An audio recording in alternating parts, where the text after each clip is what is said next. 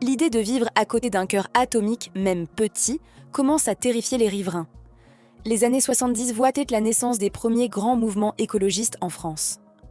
Pour les opposants, installer le nucléaire dans la ville, c'est franchir une ligne rouge.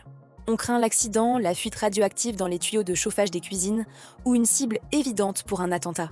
Les manifestations se multiplient.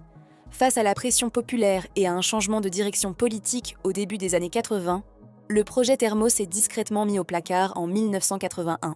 On préférera continuer à brûler du gaz ou du charbon plutôt que de risquer une révolte urbaine. Aujourd'hui, alors que la décarbonation est devenue une urgence mondiale, certains ingénieurs ressortent les plans de Thermos, se demandant si nous n'avons pas manqué une révolution énergétique par peur de l'atome de proximité. Le réacteur Thermos reste le témoin d'une époque où l'on croyait que l'atome pouvait entrer dans chaque foyer. Un futur où nos radiateurs auraient été alimentés par la fission nucléaire, aujourd'hui enterrés sous les pelouses de Saclay.